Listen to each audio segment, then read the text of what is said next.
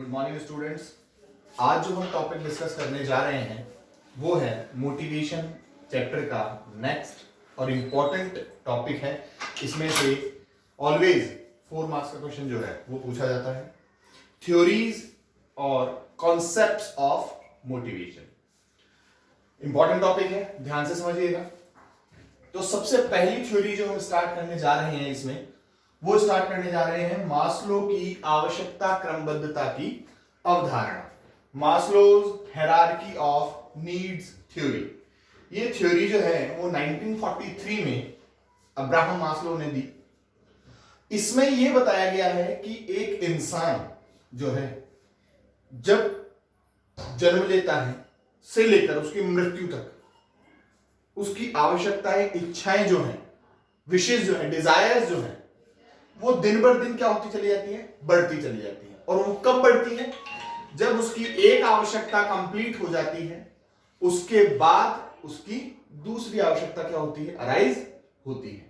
जैसे ही वो एक आवश्यकता को पूरी कर लेता है अपने कार्यों से, अपने एफर्ट से, तो फिर उसकी दूसरी नेक्स्ट आवश्यकता क्या होती है, अराइज होती है। तो इन आवश्यकताओं का भी क्या होता है, क्रम होता है, एक लेवल होता है। सबसे बेसिक आवश्यकताएं क्या है, फिर उनके बाद उसकी आवश्यकताएं क्या है, फिर उसके बाद उसकी आवश्यकताएं क्या है, और धीरे धीरे आवश्यकताओं का लेवल बढ़ता चला जाता है। अब इसमें यही बताया गया है कि अगर मनुष्य की यह आवश्यकताएं पूरी होती चली जाएं तो उसको मोटिवेट करना आसान हो जाएगा और वो उतना ही ज्यादा मोटिवेटेड तरीके से काम करेगा जितनी स्पीड से उसकी आवश्यकताएं कंप्लीट होंगी। तो सबसे पहली और सबसे इनिशियल आवश्यकता जो है उसकी, जो सबसे बेसिक नीड है वो है शारीरिक आवश्यकताएं, फिजियोलॉजिकल नीड्स। शारीरिक आवश्यकताओं का मतलब क्या है? देखिए, सबसे पहले उसकी जो बेसिक नीड है वो है फूड, क्लोथिंग और शेल्टर, यानी कि मकान। रोटी, कपड़ा, मकान, दोनों वक्त का खाना, पहनने के लिए कपड़ा और रहने के लिए छत। ये सबसे बेसिक नीड है उस व्यक्ति की। अब ऐसी नीड पाने के लिए वो व्यक्ति कुछ भी कर सकता है। अच्छा, एक चीज और, रोटी, कपड़ा, मकान तो एक बेसिक नीड है, तो बेसिक नीड तो इंसान फुलफिल करेगा जीने के लिए, तो ये उसको मोटिवेट नहीं करेंगी। आप सोचें कि मेरे पास एक एम्प्लॉय आया, मैंने उससे पूछा भाई कितनी रोटी खाता है, बोले 2। ठीक है, मैं तेरे को 5 रोटी देता हूं, तू मेरे लिए ज्यादा काम कर। ऐसा कुछ भी नहीं, ये उसकी बेसिक नीड्स है। ठीक है, इनको पाने के लिए, मतलब उसकी लाइफ को सरवाइव करने के लिए सबसे बेसिक नीड है ये, पहले वो उसको फुलफिल करेगा। जब उसकी ये नीड्स फुलफिल होंगी तब फिर उसकी डिजायर्स बढ़ने लगेंगी। फिर वो जैसे ही सबसे, इनको इनिशियल क्यों कहा गया है, क्योंकि ये जीने के लिए जरूरी है, इसलिए इसको बेसिक नीड कहा गया है। उस इंसान की बेसिक नीड है शारीरिक आवश्यकताएं, फिजियोलॉजिकल नीड्स। उसके बाद जो इसकी सेकंड आवश्यकता आती है, नीड बढ़ी। जैसे ही उसकी बेसिक नीड कंप्लीट हुई वैसे ही उसकी अब अगली नीड है, वो है सुरक्षात्मक आवश्यकताएं। वो सुरक्षा चाहता है। अब सुरक्षा कैसे? देखिए, जब इंसान की बेसिक नीड्स कंप्लीट होने लग जाती हैं, उसको अच्छा दोनों समय का खाना और पहनने के लिए कपड़ा और रहने के लिए जब छत मिल जाती है, तो वो ये चाहता है कि मैं जहां काम कर रहा हूं या मेरे काम करने की उम्र खत्म होने के बाद भी मुझे लाइफ सरवाइव करनी है, मेरी फैमिली को मुझे सब चलाना है, तो उसके लिए मुझे सुरक्षा चाहिए। अब वो सुरक्षा कैसे?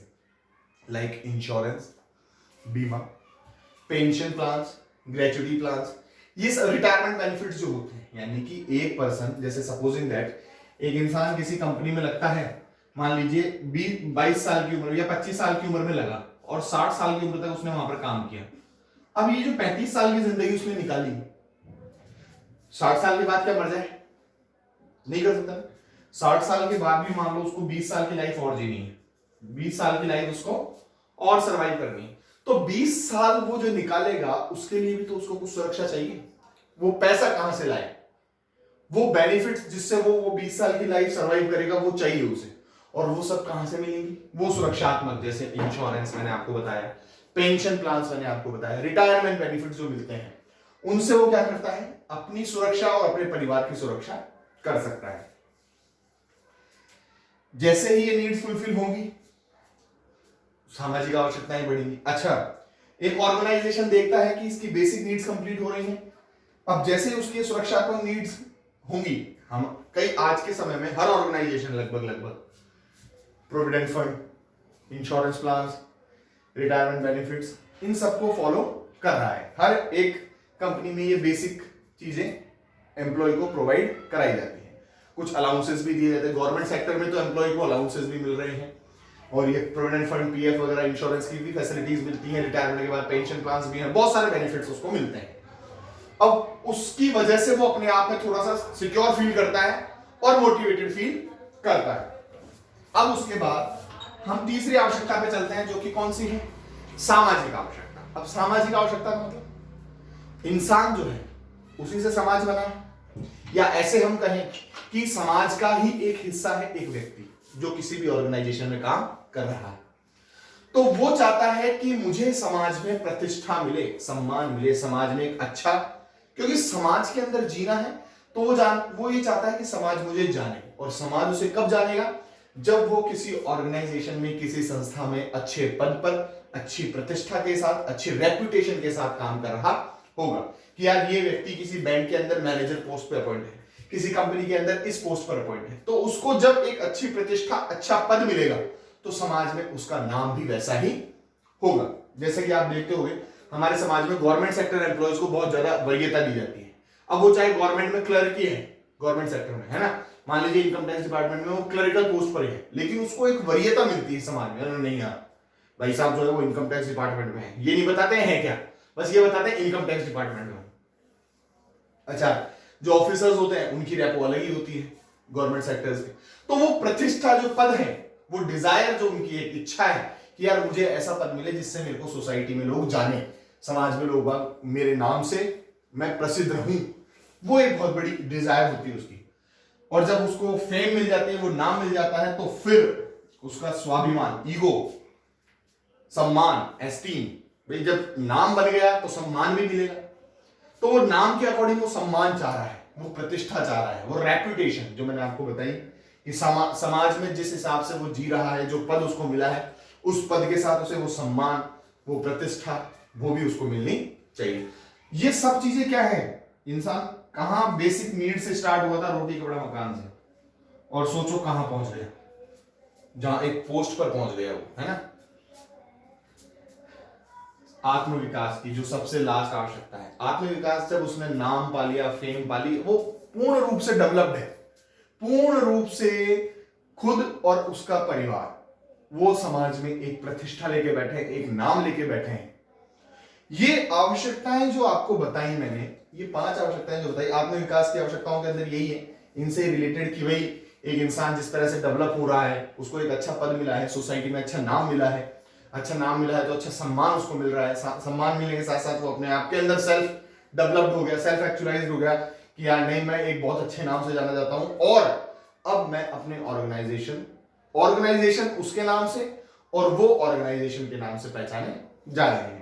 तो ये जो नीड्स हैं, ये धीरे धीरे जब ये नीड्स बढ़ती हैं, और इन नीड्स को बढ़ाने के लिए जो है हमारी डिजायर्स, हमारी इच्छाएं, और ये नीड्स तभी फुलफिल की जा सकती हैं जब इंसान एफर्ट्स लगाए, और इन एफर्ट्स को लगाने के लिए इंसान को मोटिवेटेड रहना बहुत जरूरी है।